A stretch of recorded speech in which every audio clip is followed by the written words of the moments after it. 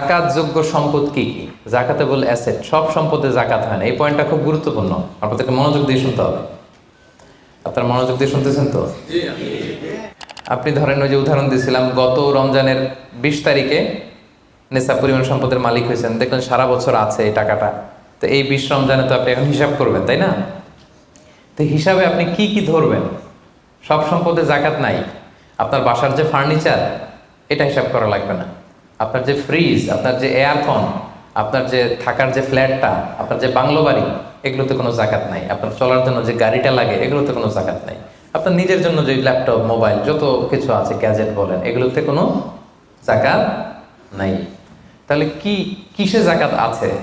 জাকাতেবল asset কি, জাকাতযোগ্য সম্পদ কি, সেটা আমরা শুনি। 1 নম্বর হচ্ছে সোনা রূপা, gold and silver in its any form, যে কোনো ফর্মে, যে কোনো ফর্মে। এটা জুয়েলারি হোক, অর্নামেন্টস হোক, এটা বার হোক, বিস্কিট হোক। অনেকে গোল্ডের বার কিনে না, দেখবেন 999-এর ফাইনেস্ট গোল্ড, একেবারে খাপটাত নাই, 24 ক্যারেটের গোল্ড, 999 লেখা থাকবে ওটার উপরে চকচকে, আপনার গোল্ডের বার, গোল্ডের বিস্কিট। অনেকে শখ করে গোল্ডের প্লেট টেট, তৈজসপত্র এগুলো কিনে। হ্যাঁ, স্বর্ণের ঘড়ি অনেকে কিনে। পুরুষের জন্য কিন্তু স্বর্ণের ঘড়ি, আংটি কোনোটাই পরা বৈধ না। কিন্তু যদি কেউ কিনে, স্বর্ণের কলম আছে, শখ করে কিনে অনেকে, টাকা রাখার জায়গা পায় না, তো ভাবে যে একটা কলম কিনে ফেলি স্বর্ণের, তারপর স্বর্ণের ঘড়ি, স্বর্ণের এই সেই। তো এরকম জুয়েলারি বলেন, তৈজসপত্র বলেন, যা যা আছে আপনার সব হিসাব করতে হবে in its any form. Gold and silver, এটা জাকাতেবল অ্যাসেট। বোনেরা অনেক সময় প্রশ্ন করে যে যেই গহনা আমি পরি, এটারও কি জাকাত দিতে হবে? ইখতিলাফপূর্ণ মাসালা, বিশুদ্ধ মত হচ্ছে দিতে হবে। 3 মাযহাব বলছে দেয়া লাগবে না, ইমাম আবু হানিফা বলছে দেয়া লাগবে, এবং আবু হানিফা রাহিমাহুল্লাহর কথাটাই ভ্যালিড, বেশি যুক্ত। সুনানে আবু দাউদের হাদিস, আম্মা জান আয়েশা রাদিয়াল্লাহু তাআলা আনহা স্বর্ণের বা রূপার একটা আংটি পরে আছেন। রাসূল সাল্লাল্লাহু আলাইহি ওয়াসাল্লাম বলেন, জাকাত দিছো? আম্মা জান বলেন, না, এটা পড়ছি যাতে আপনার সামনে আমি আমার সৌন্দর্য বাড়াতে পারি। রাসূল সাল্লাল্লাহু আলাইহি ওয়াসাল্লাম বললেন, হাসবুকি মিনান নার, জাহান্নামে ঢুকাতে এটাই যথেষ্ট। সাথে সাথে জাকাত দিয়ে দিলেন আম্মা জান আয়েশা। তো আম্মা জান আয়েশা তো এটা পরিহিতা ছিলেন, কি বলেন। আরেক নারী আসলেন তার মেয়েকে নিয়ে, হাতে 2টা স্বর্ণের চুড়ি। রাসূল বলেন, জাকাত দিছো? দেই নাই। বলতেছে, তুমি কি পছন্দ করো যে এই 2টা চুড়ির পরিবর্তে আগুনের 2টা চুড়ি জাহান্নামে পরানো হবে? ওই মহিলা ভয়ে তাড়াতাড়ি খুলে দিচ্ছে, রাসূলুল্লাহ নেন, পুরোটাই দিয়ে দিলাম। তো এই হাতের বালাও কিন্তু ওই মেয়ে হাতে পড়া ছিল, তাই না? এতে করে বোঝা যায় যেই জুয়েলারি আমার বোনেরা আপনারা ইউজ করেন, সেটারও জাকাত দিতে হবে, সেটারও জাকাত দিতে হবে। আপনার সিন্দুকে থাক, গলায় থাক, আপনি সব কাউন্ট করে জাকাত দিবেন। তবে আপনি বিক্রয় মূল্য হিসাব করবেন, কারণ আপনি 1 লক্ষ টাকা দিয়ে একটা নেকলেস কিনছেন, বেচতে গেলে কি 1 লক্ষ পাবেন? কথা বোঝেন নাই? পাবেন? এটার সাথে খাদ আছে, এটার মেকিং চার্জ আছে, জুয়েলারি দোকানেরও একটা মেকিং চার্জ রাখে। তো আপনি যখন আপনার নেকলেসটা বিক্রি করতে যাবেন, ওরা 20% কাট করে দেবে। 1 লক্ষ টাকার নেকলেস আপনি দোকানে বেচতে গেলে কত টাকা পাবেন? 80,000 হিসাব করবেন, বিক্রয় মূল্য ধর্তব্য। তো তাহলে সম্মানিত ভাই এবং বোনেরা, জাকাতেবল asset 1 number gold and silver. 2 number হচ্ছে ক্যাশ।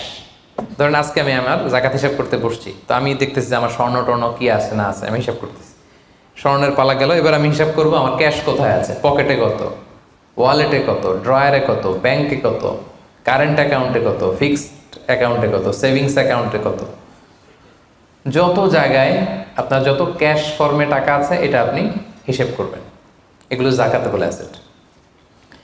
আরও কিছু সম্পদ আছে, এগুলো ক্যাশ না, তবে ইজিলি লিকুইডেট করা যায়, চাইলে টাকা বের করে আনা যায়। যেমন প্রাইস বন্ড অনেকে কিনে রাখে না, আমাদের ডাক বিভাগের সঞ্চয়পত্র আছে না, এগুলো ফিক্সড ডিপোজিট, অনেকে ইন্স্যুরেন্স করে, লাইফ ইন্স্যুরেন্স।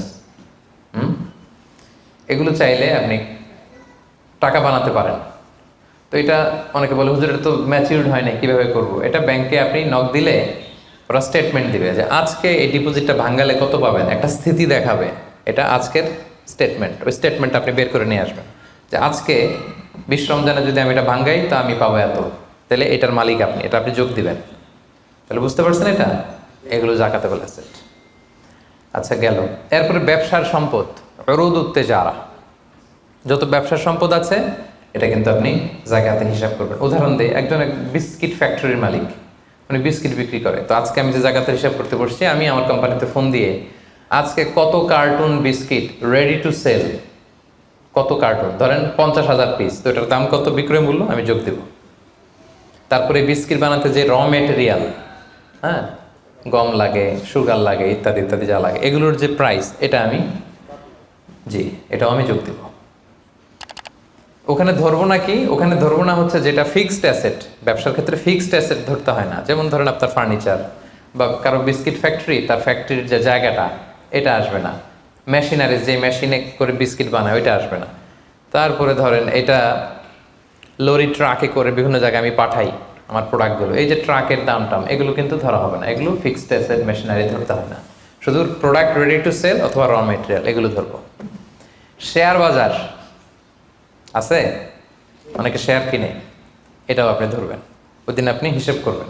শেয়ার দুই ধরনের, একটা আছে আপনার প্রাইমারি, একটা নেট ভ্যালুয়েশন করা হয়, পরে এটা একটু দাম বাড়লে অনেকে দেখবেন যে সারাদিন দেখতে থাকে দাম বাড়লো না কমলো, সেকেন্ডারি মার্কেটে এটা সেল করে দেয়, আছে না?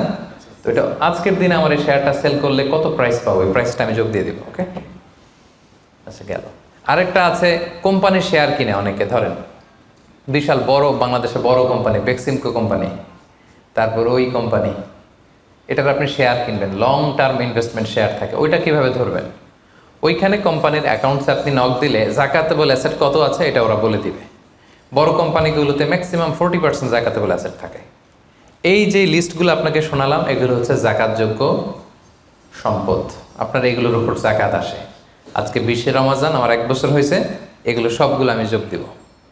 তাহলে জাকাতযোগ্য সম্পদ কি, মোটামুটি একটা ধারণা পেয়েছি না?